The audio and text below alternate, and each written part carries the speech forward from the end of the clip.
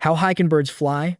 On the 29th of November, 1973, you become the first bird in history to lose a fight with an aircraft at 11,300 meters. You are a Ruppell's griffon vulture, cruising over Abidjan in West Africa. Below you, clouds hide the ground. Above you, the sky is darkened to an unnatural blue. Beside you is a commercial airliner flying at roughly 37,000 feet.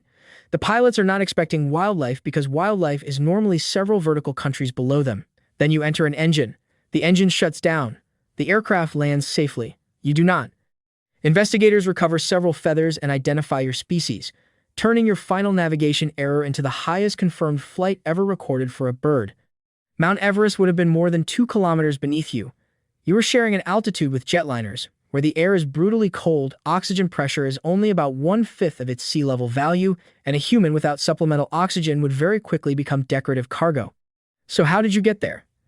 More importantly, could another bird keep climbing until it reached 15,000 meters, 20,000, the edge of space? Or does the sky eventually reject the entire concept of feathers? Most birds remain low because height is not a trophy. It is a bill. Every extra meter must be paid for with energy, and the view contains no worms. A pigeon commuting between 2 rooftops gains nothing by visiting the upper troposphere first.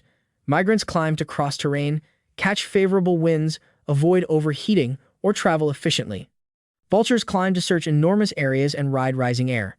Nobody goes to 11 kilometers just to feel productive. To discover the real limit, you must defeat 2 separate enemies. Your wings must keep you airborne in thinning air, and your body must stay alive in thinning oxygen. Solving only one problem produces either a perfectly warm bird falling like luggage or an aerodynamic masterpiece that freezes before lunch. Begin with lift. A wing stays up by moving through air and pushing that air downward. The amount of lift depends on air density, wing area, speed, and the wing's shape and angle. Near sea level, each cubic meter contains plenty of molecules for a wing to bully. At 11,300 meters, air density is less than 1/3 of its sea level value. Your wing performs the same motion, but most of its employees have stopped coming to work. You can compensate by flying faster, increasing the angle of attack, beating your wings harder, or using a larger wing. Each option has consequences. Fly too slowly, and you stall. Tilt the wing too far and airflow separates, which is aviation language for gravity has taken control of the project. Flap harder and your flight muscles demand more oxygen precisely where oxygen is disappearing. Grow enormous wings and they become heavier, harder to accelerate, and inconvenient around trees. Body size creates a nasty trade-off. Small birds are light relative to the force their wings can generate, so many have impressive theoretical lift ceilings. But small bodies lose heat quickly because they have lots of surface area compared with their volume. A tiny bird may still be able to fly in very thin air while its body temperature is already negotiating a surrender. Large birds retain heat better, carry more insulation, and have greater energy reserves. Unfortunately, mass increases faster than wing area as bodies scale up. A heavy swan may remain warm while its wings struggle to support it. This is why the perfect high-altitude bird cannot merely be huge or tiny. It must occupy the awkward middle ground between frozen feather and warm falling object. You, the Ruppell's griffon, attack the lift problem with wings that can span roughly 2.5 meters and a lifestyle based on refusing unnecessary exercise. Instead of flapping all the way upward, you search for a thermal, a column of warm air rising from sun-heated ground. You circle inside it, climbing while the atmosphere does most of the work. When the lift weakens, you glide toward another column and repeat. This does not make the journey free. It makes the atmosphere pay part of the bill. A strong updraft can support a bird at an altitude where still air would not. Mountain waves and other rising currents can provide similar assistance. The exact route taken by the record-setting vulture is unknown, but a soaring bird does not need to produce every meter of lift with muscle. That distinction is the difference between climbing stairs and being carried upward by a malfunctioning elevator. Unfortunately, the elevator eventually reaches a floor with no breathable lobby. At altitude, oxygen still makes up about 21% of the atmosphere. The problem is pressure. With fewer gas molecules packed into each breath, oxygen has less pressure driving it from the lungs into the blood. At 11,300 meters, that pressure is roughly 1/5 of the sea level value. Meanwhile, flight remains one of the most expensive forms of animal exercise. Your chest muscles are asking for a feast while your lungs are being handed a photograph of food. Birds begin with a respiratory system that is already superior to the mammalian bag of balloons arrangement. Your lungs are compact and relatively rigid. Flexible air sacs act like bellows, pushing air through tiny lung passages in one main direction. Fresh air continues moving across gas exchange surfaces during both inhalation and exhalation. Blood meets that airflow in an efficient cross-current arrangement, allowing birds to extract oxygen extremely well. That system evolved to power ordinary flight, but high-altitude specialists add upgrades. Ruppell's griffon blood contains multiple hemoglobin forms with different oxygen affinities. Some load oxygen especially well when oxygen pressure is low, extending the range over which the blood can function. High affinity alone is not magic, because hemoglobin must also release oxygen at the muscles. Heat, acidity, and carbon dioxide in working tissue help loosen the grip where the oxygen is actually needed. Your blood is not simply a stronger oxygen magnet. It is a delivery system that changes behavior between the lungs and the engine room. Then comes cold. In the standard atmosphere near 11 kilometers, temperatures can approach minus 55 degrees Celsius. Real conditions vary, but none include a warm snack bar.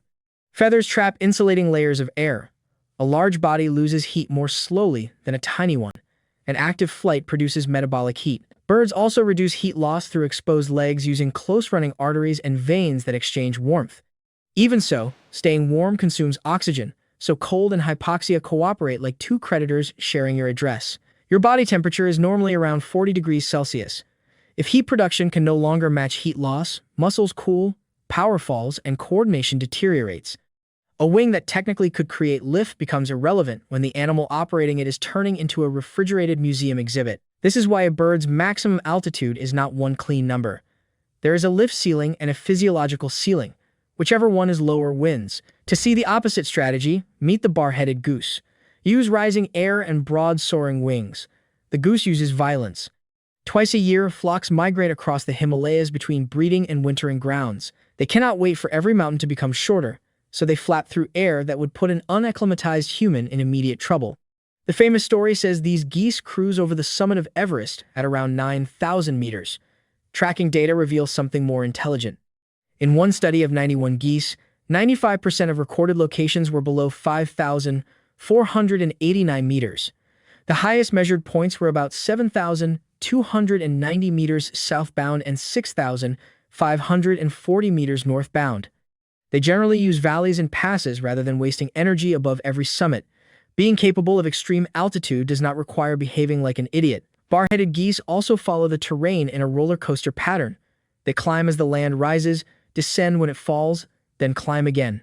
Descending only to regain altitude sounds inefficient, but maintaining flight in extremely thin air can cost more than rebuilding height in denser air. Staying low also lets them exploit local winds and reduces the time spent near their physiological limit. Their equipment is absurdly specialized. Compared with related lowland geese, they have larger lungs, blood that loads oxygen more readily, dense capillary networks that shorten oxygen's path to working cells, and flight muscles rich in oxidative fibers.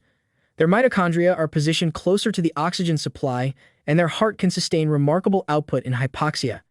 In treadmill experiments, bar-headed geese ran at their maximum normoxic speed for 15 minutes while breathing 7% oxygen, roughly the challenge at 8,500 meters. Barnacle geese could not complete the same trial. But the goose still pays. Heart rate and metabolic costs rise during steep climbs. At the highest sections, the bird is not casually floating above a postcard. It is performing near maximal aerobic exercise in a freezer while wearing no oxygen mask. One poor route choice, headwind, storm, or period of exhausted flapping can erase the advantage provided by millions of years of adaptation. The comparison reveals a rule.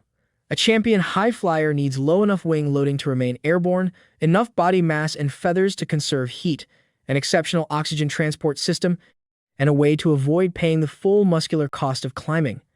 Geese solve much of the oxygen problem and flap through mountain passes. Vultures solve much of the energy problem by soaring. Neither design offers unlimited altitude. Wind also makes every record messy. A bird's own powered ceiling may be lower than the altitude it can briefly reach inside rising air. A tailwind changes ground speed but does not automatically create lift. An updraft does. Temperature changes air density. Storms can carry birds upward against their intentions. Measurements from radar, tracking tags, aircraft, and direct observation do not all mean the same thing. A bird was found at this height is different from a bird sustained controlled level flight here under its own power. That is why theoretical winners can disappoint in reality. A small species may have wings capable of working far above 10,000 meters but freeze long before reaching them. A huge albatross may tolerate cold and remain alive at astonishing altitude, yet become too heavy for its wings in air that thin.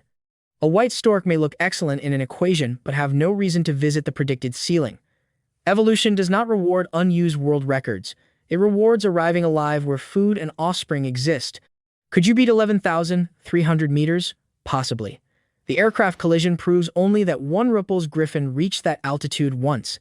It does not prove that 11,301 meters is forbidden. An unusually powerful thermal, mountain wave, favorable temperature, and healthy bird might produce a higher momentary flight. Models can push the possible ceiling higher when rising air does more of the lifting, but the margins collapse quickly.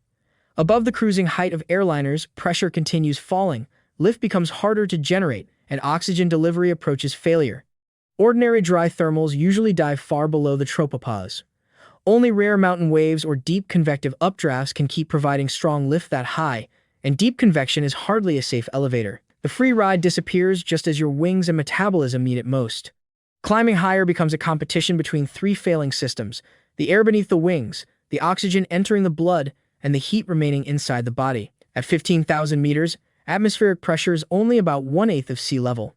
Even if a rare updraft carried you there, remaining conscious, warm, and in controlled flight would be an extraordinary physiological gamble. At 20,000 meters, the sky is no longer offering a difficult habitat. It is issuing an eviction notice.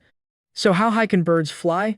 Most spend their lives below a few thousand meters because that is where the useful planet is. Bar-headed geese commonly cross Himalayan terrain at roughly 4,000 to 6,000 meters, with tracked individuals reaching beyond 7,000. Other migrants and soaring birds occasionally enter the realm of high mountains in aircraft. The highest confirmed record remains 11,300 meters, held by a Ruppell's griffon vulture, whose altitude was verified because pieces of it were removed from a jet engine. That is a terrible method of scientific measurement, but an unbeatable wild instinct ending. The highest flying bird did not receive a medal. It received an aviation accident report.